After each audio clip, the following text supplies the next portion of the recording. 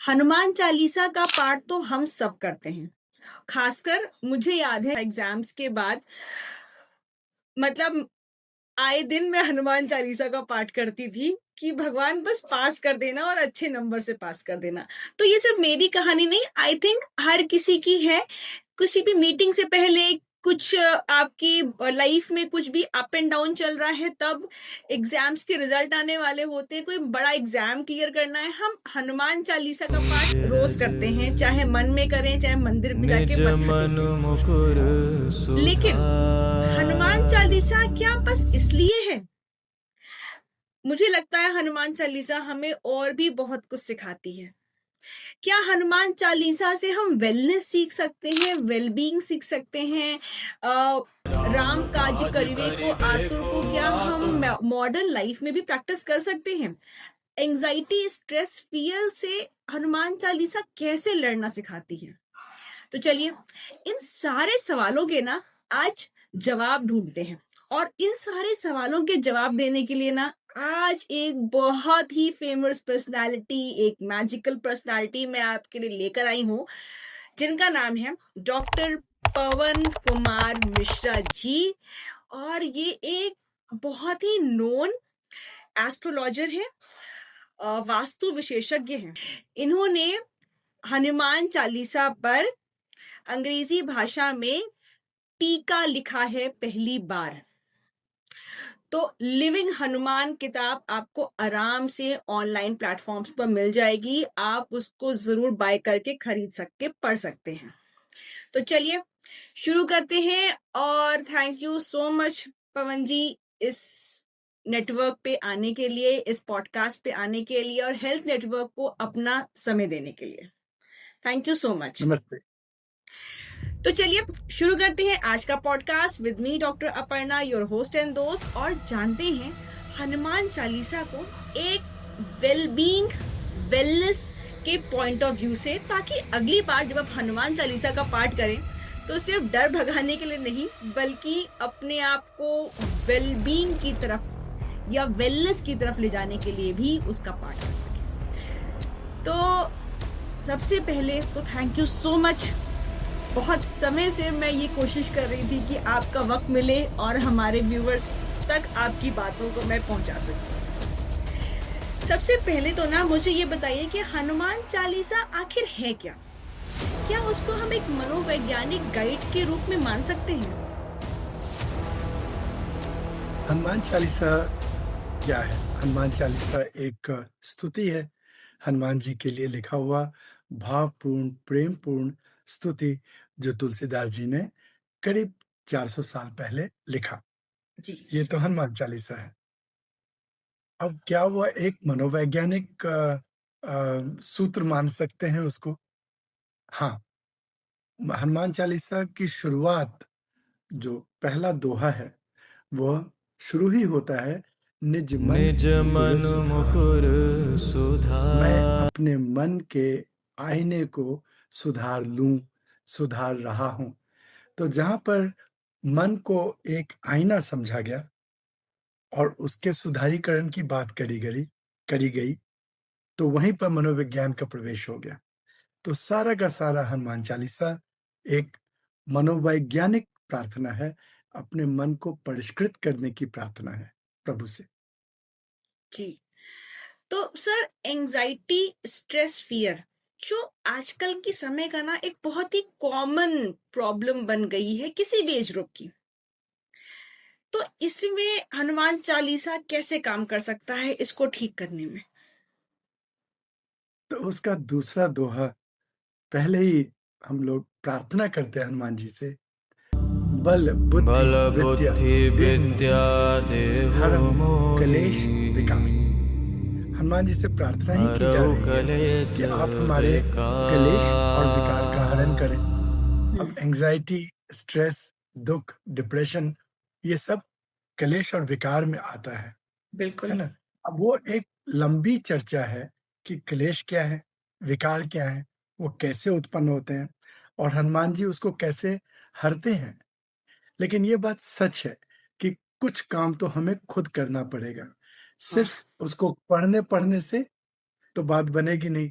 जैसे हम किसी जिम में जाएँ हुँ, और सिर्फ जिम को देखें या जिम के मैनुअल को पढ़ें कि मशीन से ये होता है, वो होता है, उससे तो बात बनेगा नहीं। हमें नहीं। उस मशीन को लेके खुद काम करना। तो हनुमान चालीसा के जो सूत्र हैं, उनको लेकर के जब हम काम करते हैं अपने अभ्यंतर में, तो बिल्कुल 100% एंग्ज़ायटी, डिप्रेशन, फ़ियर सब तुम रक्षा काहू को डरना, सब हुँ, सुख लहे तुम्हारी सरना, दोनों हुँ, बातें आ गई। जी। तो ये हनुमान चालीसा का प्रॉमिस है और हुँ। ये हनुमान चालीसा का फल है। तो जैसे आपने कहा ना कि हम जब इसका पाठ करते हैं और अपने मन के अंदर बदलाव लाते हैं, तो इससे आप कुछ उस चीज़ को एक्सप्लेन कर पाएँगे कि कैसे हम उस चीज़ को कर सकते हैं? सबसे पहली बात क्या कह दी गई, एक संकेत दिया गया शुरुआत में ही। हुँ, क्या कहा? श्री गुरु चरण सरोज रज, जी, निज मन मुकुर सुधार। जी। तो मैं अपने मन के आईने को सुधारता हूँ या सुधारती हूँ, किससे? श्री गुरु के चरण कमल से जो निकले हुए रज हैं, हुँ, उसको लेकर के। वहाँ संकेत क्या मिला? जो श्री गुरु के चरण कमल के रज हैं, वो वास्तव में किसी गुरु के पैर के धूल नहीं है कि हम कोई अच्छा, गुरु तलाशें, दाढ़ी वाला बाबा उसके पैर से धूल निकाल के माथे पे रगड़ें। ये नहीं यहाँ कह रहे हैं। ओके। यहाँ पर श्री गुरु के चरण, श्री गुरु का ज्ञान, गुरु परंपरा में मिला हुआ ज्ञान, उसको श्री गुरु चरण कहेंगे। मतलब और आप उससे जो चाहे हम हाँ, हाँ, बताइए। और उससे उससे जो हम समझ पाते हैं, जो हम अपनी चुटकी भर उठा पाते हैं, ज्ञान की परंपरा से चुटकी भर जो हम उठा पाते हैं, वो चुटकी भर रज हो गया, मिट्टी, हुँ, जो हमने मन से उठाया। आप समझ गए? जो परंपरा में ज्ञान मिला, जैसे गीता का ज्ञान। अब हाँ, किसी गुरु परंपरा में गीता का अध्ययन करना और फिर गीता जी से जो हम हमारी समझ बनी, जो थोड़ी समझ हमारी बनी, उस समझ का श्रवण, मनन, निधिध्यासन। गीता के ज्ञान को सुना, सुनने के बाद उस पर मनन किया और उसको मनन करके फिर उसको अपने जीवन में उतारने का प्रयास किया। तो यह जो प्रक्रिया है, जब हम ज्ञान परंपरा में मिले हुए ज्ञान को, परंपरा से मिले हुए ज्ञान को, गुरु के मुख से मिले हुए ज्ञान को जब हम ऐसे प्रयोग करते हैं, पूरी हुँ, निष्ठा से, तो जाकर के बात बनती है कि हमारे मन का जो आईना है, वो साफ होने लग जाता है। जब मन का आईना साफ होने लग जाता है, तो मन के आईने पर पड़े हुए जो परत हैं, एंग्ज़ायटी के, डिप्रेशन के, जो कालिख पड़े हुए हैं, वो जी। मिट जाते हैं और हम स्वच्छ हो जाते हैं। तो मतलब अगर मैं बहुत ही लेमन टर्म में बोलूँ तो आप चाहे जिस भी गुरु को मानते हो, उनकी जो लर्निंग्स हैं वो आप अपनी लाइफ में डालें, उनको प्रैक्टिस करें, तो आपके मन का आईना साफ होगा। साफ हो जाएगा और कोई गुरु को मानते हैं, वो तो अच्छी बात है। हुँ, शुरुआत तो जो आपकी खुद की जो प्रखर बुद्धि है, हुँ, हायर माइंड है, कम से कम उसकी बात ही मान लें। हुँ, अगर माइंड को पता है कि हमें हेल्दी खाना खाना चाहिए, तो उसकी बात नहीं मानेंगे और जाकर के कूड़ा-करकट खा लेंगे, ठीक है? जी, तो अब बिल्कुल। पता चला कि जिसको हम लोग कहते हैं नोइंग डूइंग गैप, हाँ, मालूम है, करते नहीं। हुँ, क्या ठीक है, उसको नहीं करते, क्या गलत है, उसी को कर डालते हैं, जी, है ना? तो इससे क्या हो जा रहा है कि जो अब गुरु पहले तो एक एक एक तपोनिष्ठ गुरु, एक ब्रह्मनिष्ठ गुरु मिले, बड़ी कृपा है। जी, लेकिन जो हमारी खुद की अच्छी समझ है या जो हम हुँ, लोगों ने अच्छी किताबों में पढ़ा हाँ है ना? जी, भोर भये मोहन प्यारे जग जाओ, आपके हुँ, पीछे स्क्रीन में भोर का एक जी, क्षण देखने को मिल रहा है। तो वो जो भोर की बात है, तो अब भोर में उठने की बात है। अब हुँ, पता है कि भोर में उठना चाहिए, लेकिन हम उठते नहीं। मालूम है समय नष्ट नहीं करना चाहिए, हम ज़रूर करते हैं। सही बात मालूम है है। मोबाइल ज़्यादा नहीं, तो हमको पता है, हम वो जो पता है और हम नहीं करते हैं, बस इतने में ही हुँ, सारा कूड़ा जमा हो जाता है जी। और उससे निकलती है एंग्ज़ायटी, उससे होती है डिप्रेशन, भय, सब उससे मनोरोग उत्पन्न होते हैं। जी। अच्छा, क्या हनुमान चालीसा सबकॉन्शियस माइंड पे इफेक्ट कर सकती है? हनुमान चालीसा सबकॉन्शियस माइंड पे ज़रूर असर करती है। वह तो एक मंत्र है, हम्म। अगर उसको सिर्फ़ पढ़ ही लें, तो वह शाबर मंत्रों के श्रेणी में आता है। उन्हीं की तरह एक पूरा का पूरा मंत्र ही है, पूरा हम्म। शुरू से लेके आखिर तक एक मंत्र है वो। ऐसे नहीं अलग-अलग मंत्र हैं, पूरा चालीसा ही एक मंत्र है। अच्छा। उसके एक-एक शब्द मंत्रमय हैं। वो हम्म। हमने बताया भी हुआ है कि कैसे उसके एक-एक शब्द हम्म। हनुमान जी के नाम ही हैं, इतना वो मंत्रमय है। ओके। तो उसके उसके पाठ करने से जैसे मंत्र का पाठ बिना सोचे-समझे भी करने से कुछ असर तो आता है कुछ, कि मैं हम्म। कोई पाठ कर रहा हूँ, ये हनुमान जी बलशाली हैं, उनका पाठ कर रहा हूँ, मैं भी बलवान हो रहा हूँ, मुझे भी आशीर्वाद मिल रहा है। इतना तो सबकॉन्शियस माइंड पे असर पड़ता हम्म। है। लेकिन दूसरे स्तर पर जब हम उसको बहुत गहरा उतर के समझ करके पाठ करते हैं, हम्म। जो पढ़ रहे हैं उसको समझ करके जी। उसका अनुकरण करते हुए पाठ करते हैं, तो उसका प्रभाव कॉन्शियस माइंड और सबकॉन्शियस माइंड दोनों पर ही गहरा पड़ता है। ओके। तो सर, जैसे जो लोग कोमा में हैं, या जो लोग बेड रिडन हैं, या लॉस ऑफ होप किसी भी के कारण हैं, क्या उनको अगर हनुमान चालीसा सुनाई जाए, तो क्या हमको रिजल्ट्स कुछ बेटर मिल सकते हैं? क्या वो अंदर एक मोटिवेशन जगा सकता है? यह भी उसी श्रेणी में आएगा कि बिना कुछ समझ अर्थ का ना भी आए और वो कोमा में ही है, तो जैसे मंत्र का प्रभाव होता है, हम्म। जैसे महामृत्युंजय मंत्र का प्रभाव होगा हम्म। या कोई और भी मंत्र का हम्म। रुद्राष्टध्यायी के पाठ पाठ का, दुर्गा सप्तशती के पाठ का प्रभाव पड़ेगा। ऐसे ही कलिकाल है, कलयुग में हनुमान जी के इस चालीसा का ज़रूर प्रभाव पड़ेगा, ज़रूर। जी। जी। प्रार्थना का प्रभाव जो कोई भी बीमार होते हैं या होपलेस से हो जाते हैं, उनको कुछ नहीं समझ में आ रहा होता है, तो कुछ तो हम्म। डूबते को तिनके का सहारा, कुछ तो प्रभाव पड़ेगा ही पड़ेगा। ठीक है। Hmm, boundaries and devotion, I think Hanuman ji इस चीज का बहुत अच्छा एग्जाम्पल है। तो हनुमान चालीसा से हम बाउंड्री सेट करना, डिवोशन कैसे सीख सकते हैं? क्योंकि आई थिंक ये बहुत बड़ी चीज है जो आज के लोगों को सीखना चाहिए। देखिए डिवोशन का मतलब होता है भक्ति, हम्म। तो हनुमान जी तो भक्ति के मूर्ति ही हैं, हम्म। वो भक्ति मूर्त है ना? वो भक्तराज हैं।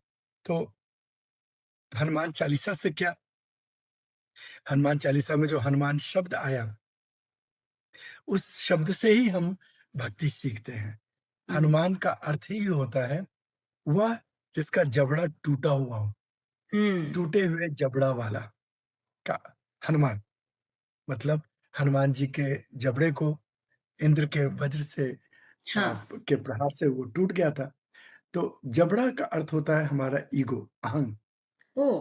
तो जिसका अहंग टूट गया हो, जिसमें कोई अहंग हो ही नहीं, हम्म। वो हनुमान, है ना? तो वहाँ से अहंता की शून्य हो जाना, वह भक्ति की पहली सीढ़ी है। तो वहाँ से बिल्कुल। हमको भक्ति की प्रेरणा मिलती है। अपने अहंता को शून्य करके अपने आप को श्री राम के, अपने इष्ट के, समाज के सेवा में स्वयं को लगा देना, संलग्न कर देना, अपना विनियोग कर लेना। ये तो हो गई भक्ति की बात। हम्म। और दूसरी बात आपने करी बाउंड्री की बात। हम्म। तो बाउंड्री यहाँ पर बहुत साफ है कि जो चीज़ क्लेश और विकार है, हम्म। हम उसको अपने पास आने ही नहीं देंगे। हम तो बल, बुद्धि और विद्या इसका संवर्धन करेंगे जी। क्योंकि हम हनुमान जी से बल मांग ही रहे हैं, बुद्धि बल, बुद्धि, विद्या विद्या देहु मोहि। देहु तो हाँ। हम अपने बल को बढ़ाने की जितनी चीज़ें हैं, वो करेंगे। जिससे हमारी हरऊ बुद्धि कहे और विद्या सब का संवर्धन हो, हम विकार। वैसे काम करेंगे। लेकिन हम क्लेश और विकार, राग, द्वेष, अभिनिवेश, भय, है ना? काम, क्रोध, लोभ, इस प्रकार के जितनी भी क्लेश विकार वाले हम्म। वृत्तियाँ हैं, सोच हैं, विचार जी। हैं, हम उनसे दूर रहेंगे, ऐसे सत्संग से दूर रहेंगे, ऐसे एक्शन से दूर रहेंगे, ऐसी बाउंड्रीज बनाएंगे। फिर साधु संत के तुम रखवारे, रखवारे असुर क्रंदन, तो वो साधु संत के रक्षा करने वाले हैं। और असुर अपनी जो आसुरी वृत्तियां हैं, जो वृत्तियां ग्रीड से, लोभ से, बहुत अहंकार से, क्रोध से, इन वृत्तियों से जो हमारे जीवन के जो अंश खींचे चले जाते हैं, जी। हमको उनसे अपने आप को दूर करना है, वो वहां पर बाउंड्री खींचना है, और जिससे हमारे में साधुत्व बढ़े। एक उसमें है ना, कुमति निवार सुमति के संगी, तो कुमति के पास बाउंड्री खींच लेना है, जितनी भी कुमति हैं वो बाउंड्री के बाहर, और हाँ। सुमति हमारे तरफ। तो इस चीज का जो एक विवेक है कि क्या चीज हमको करना है और क्या चीज नहीं करना है, नहीं करना है। इसका यह विवेक की बाउंड्री, ये हनुमान चालीसा हमको सिखाती है। राइट। बहुत अच्छी बात बताई आपने कि मतलब इतनी सब कुछ लर्निंग है हनुमान चालीसा से। रासे रोग हरस अब पीरा, जपत निरंतर हनुमत बीरा। तो ऐसे में हनुमान चालीसा हमें हॉलिस्टिक हीलिंग कैसे सिखाता है? अब देखिए, सबसे पहले एक बात समझना पड़ेगा कि नासे रोग हरे सब पीरा, ये बात तो सच है। हम्म। तो दूसरा लाइन भी इसका सच है, हम्म। जपत निरंतर हनुमत बीरा। जो निरंतर हनुमान जी के बीज मंत्र को जपता है, उसके ही रोग और पीड़ा हरे जाते हैं। हम्म। आप समझ गए? खाली इसको पढ़ने से ना से रोग हरे सब पीड़ा, अच्छा, वो तो जरूर हनुमान जी उसको हरेंगे, रोग का नाश करेंगे, पीड़ाओं का हरण करेंगे, सच बात है। लेकिन कंडीशन क्या है कि हमें निरंतर जप का अभ्यास करना पड़ेगा, निरंतर जप। अब होलिस्टिक हेल्थ में निरंतर जप का क्या संदर्भ बनता है? निरंतर जप का अर्थ ही होता है अपने श्वास प्रश्वास पर ध्यान रखना। श्वास में जो सो हम, सो हम, सो हम, यह जो हंसा मंत्र चलता है, इस पर ध्यान रखना। दिन में जितना समय हो सके उतना, जितना जितना मन, हम्म। हाँ, जितना जितना मन श्वासों पर केंद्रित हो जाएगा, उतना उतना निरंतर जप स्थापित होना शुरू हो जाएगा। और जी। हनुमान का अर्थ होता है प्राण, हनुमान का अर्थ होता है श्वास, प्राण, श्वास प्रश्वास, प्राण की गति। उस पर मन जितना जितना निरंतर स्थिर होता चला जाएगा, उतना उतना हमारा जो पैरासिम्पैथेटिक नर्वस सिस्टम है वो किक इन करेगा, और वो हमारे हेल्थ को होलिस्टिकली रिस्टोर करेगा। होलिस्टिक हेल्थ की तरफ हमारे हमारे पूरे स्वास्थ्य को, हमारे शरीर को, मन को उस तरफ लेकर के चलेगा, होलिस्टिक हेल्थ की तरफ। और जहां पर रोग और पीड़ा की बात करें, तो वहां पर जो रोग है वो ये सर्दी जुकाम, ये रोग की बात नहीं की गई। रोग का अर्थ होता है रागादि रोगान, जो आयुर्वेद का ग्रंथ है अष्टांग हृदयम, वाग्भट्ट का लिखा हुआ, उसने रोग की परिभाषा दी। राग आदि रोग, राग, द्वेष, अभिनिवेश, ये रोग है। ओ। लाइक्स डिसलाइक्स, इसको हम्म। रोग कहा। तो उन रोगों से हमको छुट्टी मिलती है, क्योंकि जो ये लाइक्स डिसलाइक्स, मुझे ये चाहिए, मुझे ये नहीं चाहिए, हम्म। सबसे बड़ा रोग का मूल है ये। हम्म। तो हनुमान जी से हमको शिक्षा मिलती है स्वीकृति की, हम्म। प्रसाद बुद्धि की, ग्रैटिट्यूड की। जो कुछ भी है हमें स्वीकार है, हम ग्रेटफुल हैं। हाँ, हमें और भी, हम जो और मिलना चाहिए उसके लिए प्रार्थना भी करेंगे, प्रयास भी करेंगे। लेकिन जो कुछ भी है हमारे पास, वो ईश्वर की कृपा से मिला हुआ है, वो उनकी मर्जी, उनकी इच्छा से मिला हुआ है। जो हमें अच्छा लगता है वो तो हरी कृपा, जो हमें अच्छा नहीं लगता लेकिन फिर भी मिल गया, हरी इच्छा, हम्म। हरी कृपा, हरी इच्छा। इससे जो कुछ भी जीवन है उसको स्वीकार, स्वीकृति, और उसके लिए ग्रेटिट्यूड, प्रसाद बुद्धि, और निरंतर निरंतर अपने श्वास-प्रश्वास पे ध्यान। तो इस प्रकार से ये होलिस्टिक हेल्थ का एक आधार, मूलाधार बन जाता है। ओके। हाँ। अच्छा, बच्चों की बात करें तो बच्चों में हनुमान चालीसा का क्या असर पड़ सकता है अगर हम उनको छोटेपन से हनुमान चालीसा का पाठ सिखाते सबसे पहली बात तो हनुमान चालीसा का पाठ बच्चे सीखें और उनके पास हनुमान जी का चित्र हो और हैं? साथ-साथ उनको थोड़ा-बहुत, थोड़ा-सा भी 1-2 भी हनुमान जी के सुंदर-सुंदर कथाएँ सुनाएँ, तो जी। वो प्रेरित होते हैं। उनमें उन बच्चों का मन बहुत सरल होता है, तो हम्म। उनके मन में वो छाप कि हनुमान जी सर्वसमर्थ हैं, बलवान हैं, बुद्धिमान हैं और मुझे भी उनकी तरह बलवान, बुद्धिमान बनना है और मुझे भी कलेश विकार की तरफ नहीं जाना है, मुझे कुमति की तरफ नहीं जाना है, मुझे अच्छे काम करने हैं। ये सारा कुछ बच्चे के मन में अनायास बनने लगता है। तो उसका मन तो कच्चे मिट्टी की तरह होता है, तो हनुमान बिल्कुल। चालीसा के पाठ से उसका मन गढ़ा जाता है। लेकिन जब वो बड़ा होगा, तो उसको इसका इसका जो सही अर्थ है, गहन अर्थ है, उस गहन अर्थ को समझाना, उसके ऊपर उसका ध्यान, उसका रिफ्लेक्शन जिसको हम लोग कहते हैं मनन, वो कराना, तो तब वो बच्चा जैसे-जैसे युवा होता चला जाएगा, प्रौढ़ होता चला जाएगा, तो वो एक बहुत ही सुंदर, अभ्यंतर से सुंदर मनुष्य बनती चला जाएगा, चली जाएगी। जी। राम काज करिवे को आतुर, मॉडर्न लाइफ में क्या इसको प्रैक्टिस कर सकते हैं? बिल्कुल, ना सिर्फ कर सकते हैं, करना ही यही चाहिए। तो पहले समझना पड़ेगा कि राम काज का अर्थ होता क्या है? जी। तो उससे पहले समझना पड़ेगा कि राम कौन? जी। तो तुलसीदास जी रामचरितमानस में लिखते हैं, राम ब्रह्म परमारथ रूपा। राम तो परम ब्रह्म है और उनका जो स्वरूप है, वो परमार्थ का स्वरूप है। परमार्थ ही उनका रूप है। तो राम काज का अर्थ हुआ परमार्थ। हम्म। और वैसे तो हम लोग काम-काज में आतुर होते ही हैं। हम्म। काम-काज करने को आतुर, अपने कामनाओं के लिए जो काम करने होते हैं, उसके लिए तो हम आतुर होते हैं। हम्म। हमारी कामना है कि हमें एंटरटेनमेंट मिले, तो हम आतुर रहते हैं कि कब हम व्हाट्सएप चलाएँगे और इंस्टा चलाएँगे।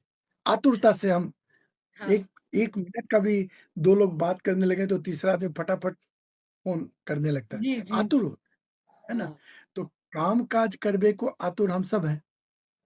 बस इसको सिर्फ़ ये बदल देना है कि राम काज करबे को आतुर, परमार्थ का काम। और दूसरा बात, राम का अर्थ होता है आनंद। वह आनंद आनंद इंद्रिय जनित आनंद को नहीं कहते हैं।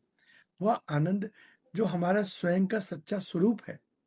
तो हम अपने अभियंतर के आनंद के लिए जो काम करें, अभियंतर के आनंद के लिए, अर्थात ध्यान, पूजा आदि, पठन, स्वाध्याय, अ, सत्संग, इनके जी। लिए आतुर, ये सब राम काज है और नहीं तो परमार्थ का काम, उसके लिए आतुरता।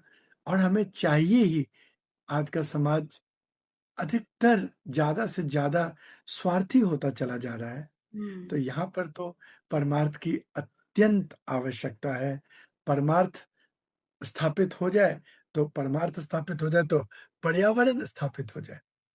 बिल्कुल। परमार्थ स्थापित हो जाए, तो समाज में शांति और समन्वय स्थापित हो जाए, परिवार सुखी हो जाए, बच्चे खुशहाल हो जाएँ और माता-पिता का आदर करना शुरू कर दें। हाँ। लेकिन स्वार्थ की जगह परमार्थ की स्थापना। इसलिए आज की तारीख में रामकाज बहुत ही प्रासंगिक है। हम्म। इसका इसे हमें बहुत ही ध्यान से समझ करके अपने जीवन का विनियोग रामकाज के लिए करना चाहिए। जी। ओके। लास्ट सवाल। विकट रूप धरी लंक जरावा, सूक्ष्म रूप धरी सियई दिखावा। माइंड की फ्लेक्सिबिलिटी को इससे हम कैसे सीख सकते हैं? बिल्कुल आपने ठीक कहा। यहाँ पर माइंड की फ्लेक्सिबिलिटी ही दिखाई कि वो सूक्ष्म रूप बिल्कुल छोटे तनु बन हम्म, करके माँ जानकी के सामने आए कि जी। बड़ा सा रूप लेके चले जाएंगे, वो डर जाएंगी। हाँ। नहीं, कई इतना बड़ा बानर कहाँ से आ गया। हाँ। सूक्ष्म रूप लेकर के बस सीता जी के सामने गए। और विकट रूप राक्षस के सामने अगर छोटा बन के जाते तो उनको खा ही लेते, है ना? जी बिल्कुल। उनके सामने तो खुद वो हाँ। विकट रूप लेकर के कि उनको देख करके ही डर गए, और कई हाँ। तो डर के ही उन्होंने शरीर छोड़ दिया। तो यह जो है, ये हमारी मानसिक, आत्मिक, आत्मिक तो नहीं, आत्मिक भी कहेंगे, मानसिक आत्मिक फ्लेक्सिबिलिटी, लोच, हम्म। फ्लेक्सिबिलिटी को लोच कहते हैं। हम लोग में इतना लोच नहीं, लचीलापन नहीं है। हम हम्म। लोग हर समय में अपने किसी एक आइडेंटिटी के साथ जुड़ जाते हैं। जैसे हम्म। कोई काम काज करने के लिए पुरुष जाता है, वो हम्म। अपने दफ्तर में बहुत बड़ा अफसर होता है, हम्म। तो घर पर भी उसका अफसर ही नहीं छूटता। घर हाँ। आकर के भी वो अफसर की तरह ही बात कर रहा होगा, अपने घर पे काम करने वालों के साथ, पत्नी के साथ, बच्चों के साथ, यहाँ तक कि अपने माँ बाप भाई बहनों के साथ भी वो हम्म। अफसराने तरीके से बात कर रहा होगा। तो उसमें वो लोच नहीं है कि मैं हाँ। जब अफसर ऑफिस जाऊं तो अफसर बनूं, हम्म। कड़क बनूं, बड़ा आदमी की तरह हाँ। एक ताकत लेकर के बैठूं, शक्ति हाँ। का स्रोत बन करके बैठूं। और घर बार आ जाऊं तो सूक्ष्म हो जाऊं, तनु हो जाऊं, ताकि हम्म। बच्चे मुझ पे कूद सकें, पत्नी मुझसे लड़ सके, माँ हाँ। बाप मुझे डांट सकें, है ना? सही मैं बात। मेरे में वो लोच नहीं है। तो हाँ। यहाँ पर हनुमान जी उस बात को स्थापित करते हैं, और इसका अभ्यास करना है। देखिए, सिर्फ उसको पढ़ने से तो चलेगा नहीं, उसका अभ्यास, हम्म। उसकी समझ बना करके फिर उसका अपने जीवन में इस व्यक्तित्व के लचीलेपन का अभ्यास यहाँ पर उसका संकेत है। ओके। तो मतलब आपने जो बातें बताई ये बहुत ही इम्पोर्टेंट हैं, खासकर आज के समय को लेकर कि जब लोगों का ईगो बहुत सबसे पहले हो गया है। फैमिलीज व हेल्थ तो सब पीछे रह गया है, व्हाट इज मोर इम्पोर्टेंट कि मैं। तो हनुमान चालीसा का अगली बार जब पाठ करना है तो इन सब चीज़ों को ध्यान में रख के करना है कि हनुमान चालीसा बहुत सारी चीज़ें और सिखाती है। मैं आपसे छोटे छोटे एक दो क्वेश्चन और पूछूंगी कि अगर मैं आपसे पूछूं कि आप हनुमान चालीसा को एक शब्द में डिफाइन करें तो आप क्या कहेंगे? तो हनुमान चालीसा एक दर्पण है, हाँ। जिसमें हमारा हमारा जो अभ्यंतर है वो दिख जाता है। जी। और उस दर्पण को देख करके, तो एक शब्द आपने कहा, तो कहेंगे हनुमान चालीसा हमारे मन और आत्मा का दर्पण है। ओके। Last question. राम काज को आजकल के जो लाइफ है उसमें बहुत इजी वे में ढालना हो तो एक टिप उसके लिए। एक ही बात समझ लीजिए कि राम का अर्थ होता है आनंद, और राम का अर्थ होता है परमानंद, जी। परमार्थ, है ना? हम्म। राम ब्रह्म परमार्थ रूपा। ब्रह्म जो है आनंद स्वरूप है, और यहाँ पर राम का रूप परमार्थ के रूप में बताया गया। तो कम से कम हम हमेशा दूसरों के सुख और दूसरों के सुविधा, दूसरों के बेनिफिट, बहुजन हिताय बहुजन सुखाय, इसका सोच रखना शुरू कर दें। माताएं बहनें बहुत आसानी से रख लेती हैं। क्यों? क्योंकि अगर घर में कुछ बना है, अच्छी चीज बनी है, पराठे बने हैं, सबसे पहले गरम गरम और अच्छे पराठे वो अपने बच्चे को, अपने पति को और परिवार के सबको खिला देती हैं। कई बार उनके लिए बचता भी नहीं है, छोटा सा टुकड़ा बचेगा तो, या नहीं बचा तो रोटी ही बना लिया, हम्म। रात की रोटी खा ली।